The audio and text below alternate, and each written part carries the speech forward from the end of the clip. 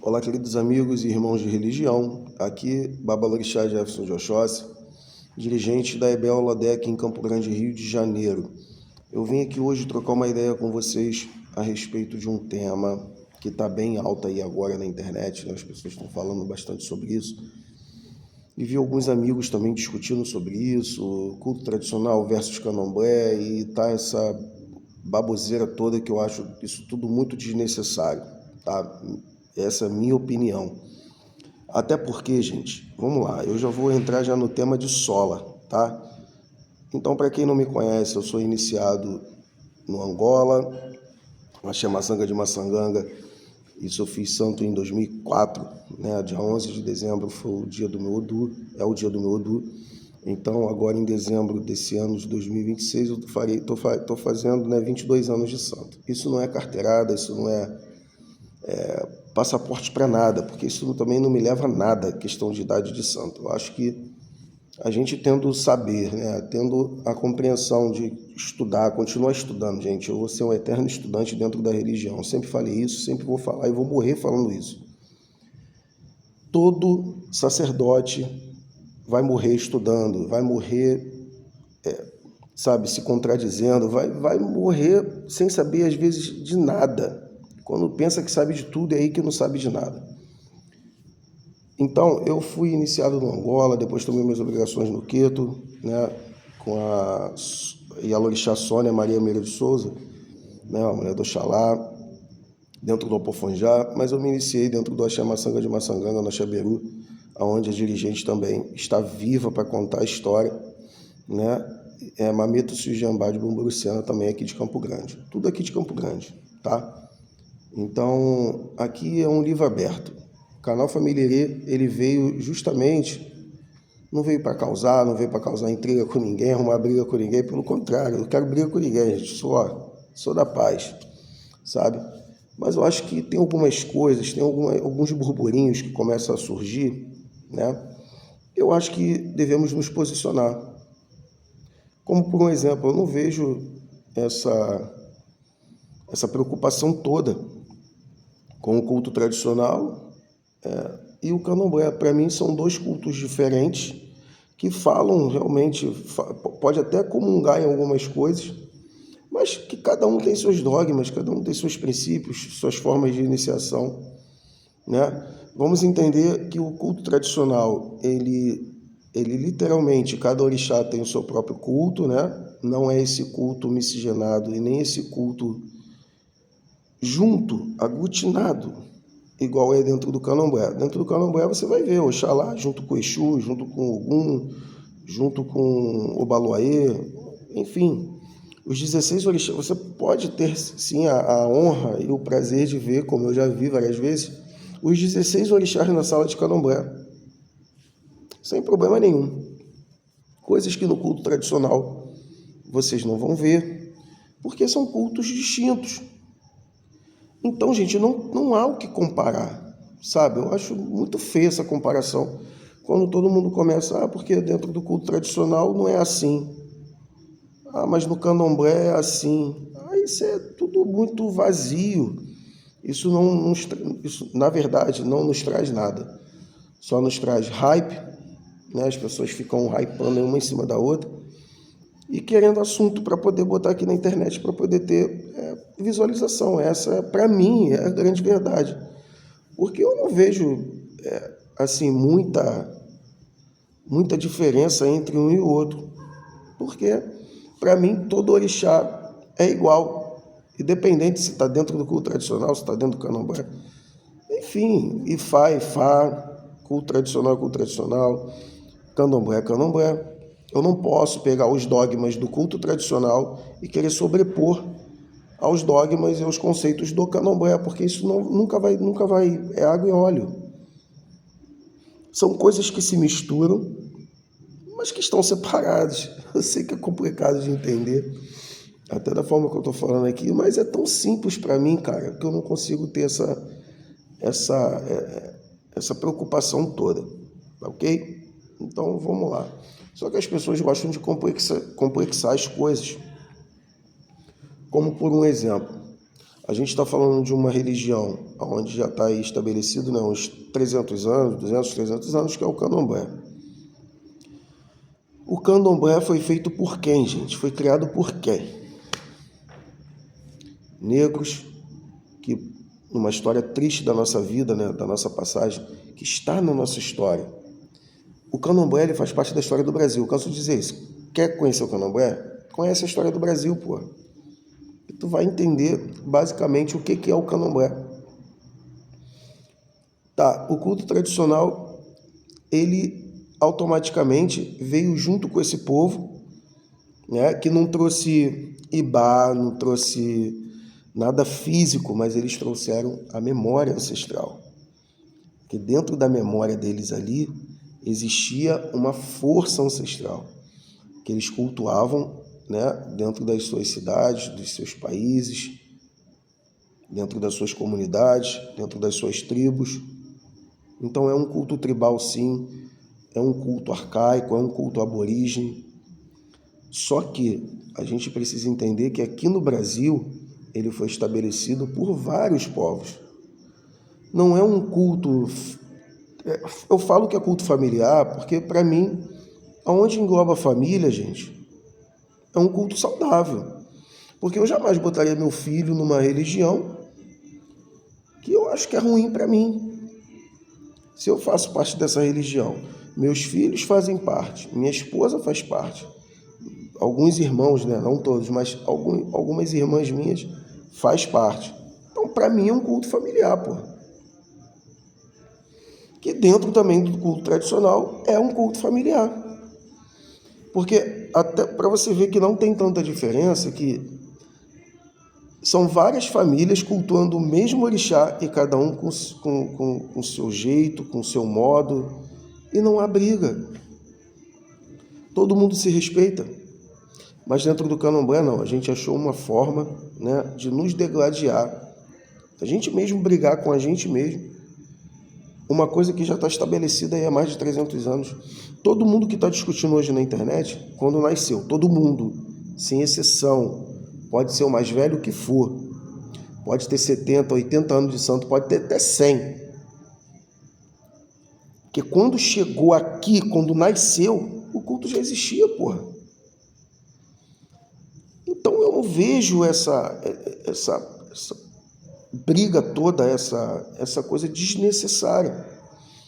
Agora está um assunto que... porque o candomblé está elitista. O culto tradicional está elitista. Posso até concordar em alguns aspectos, né? Porque o próprio povo mesmo faz isso se tornar elitista. Faz se tornar da elite. O candomblé ele vem de um culto de pessoas pobres, negras, né? Veio da periferia, veio sim de comunidade. A maioria do seu povo, a maioria, enorme maioria, é literalmente periférica. Então por que há esse glamour todo, né? Porque automaticamente as pessoas foram chegando, deputado, vereador, pessoas da alta sociedade, advogados, médicos, né? Pessoas que têm um poder aquisitivo maior, eles não vão indicar pessoas com poder aquisitivo menor. Isso acho que é o básico da vida. Se eu sou motorista de uma multinacional, os motoristas que vêm falar comigo, é normal eu indicar para o meu pai de santo. Ou eles vêm me procurar para fazer trabalho comigo. Ou seja, eu estou criando uma casta? Não, é indicação. E com isso vai mudando o corpo mesmo da casa, vai mudando o jeito, vai mudando a forma. Mas não pode mudar a essência. É aí que está morando o perigo, é aí que está morando, acho que é o ponto-chave da situação toda, dessas brigalhadas toda. Eu acho que é isso. As pessoas precisam compreender que as modificações, ela é válida, sem problema nenhum. Eu não vejo com um olhar de preocupação as mudanças que estão acontecendo no candomblé. Mas eu vejo com um olhar de preocupação, sabe, a questão conceitual. A questão onde realmente o candomblé ele faz a diferença, que é no estender a mão, de ajudar o próximo, de ajudar o irmão que está lascado. Eu cheguei na religião lascado. Eu não, é porque as pessoas agora estão falando que o culto tradicional está lotado de gente branca com dinheiro. Cadê? Eu não sou um deles. Eu vim de periferia não, eu vim de comunidade, que aqui no Rio de Janeiro tem esse negócio de periferia, que é comunidade. Eu vim de comunidade, eu vi a bala cantar 24 horas na minha frente. Hoje eu moro no bairro, mas a minha família toda, até onde eu conheço, foi sempre dentro de comunidade. A gente estava acostumado, a gente nasceu acostumado com a barbárie, com as coisas ruins que acontecem e também com as coisas boas, porque dentro de uma comunidade a gente aprende desde cedo um ajudar o outro. Isso é fato. Eu vou contar uma história para vocês aqui, fugindo um pouco do assunto, mas dentro do contexto. A minha esposa estava grávida do meu primeiro filho, que vai fazer agora 18 anos em dezembro. Então isso há 18, 17 anos atrás. Ela teve uma crise renal com 8 meses de gravidez. Uma barriga, parecia até uma bola gigante. Enfim, quando a gente desceu as escadas de onde eu morava, ela com crise renal, né? Ela meio agachada. Quando a gente botou a cara no portão, os meninos, né? Para quem entende um pinga-letra, que eu vou falar aqui agora, os meninos veio: Jefferson, o que está acontecendo com ela? A hora é agora? Eu falei: não, cara, teve uma crisezinha renal. Vai lá, pega lá o táxi lá, pô. Bota o táxi aqui na porta aqui e leva ela pro hospital, pô. Depois vem aqui receber, o dinheiro é nosso.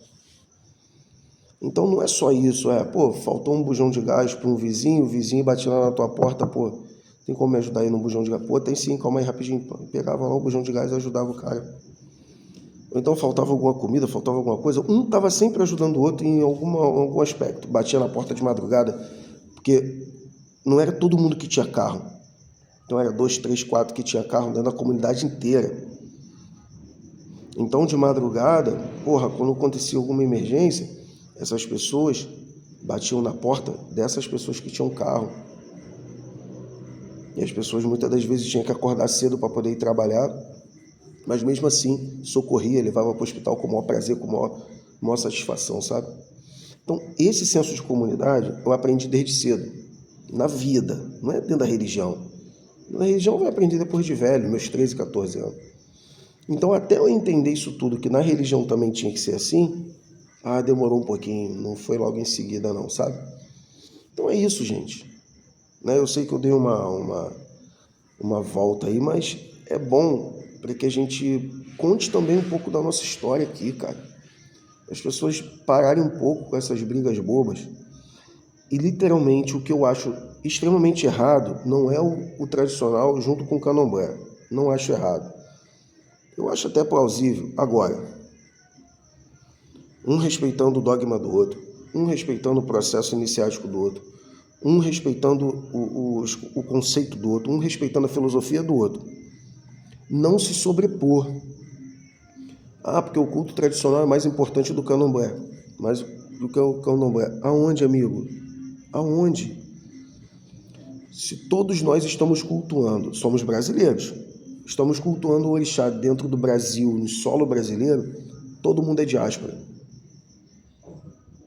Ninguém que pode falar que está cultuando, o culto tradicional legítimo na Nigéria. Dá um exemplo aqui. Pode fazer o mesmo que acontece lá na Nigéria, faz aqui, igualzinho, idêntico, mesmas folhas, mesmo tudo. De qualquer maneira vai estar sendo diáspora, porque não está sendo em solo original.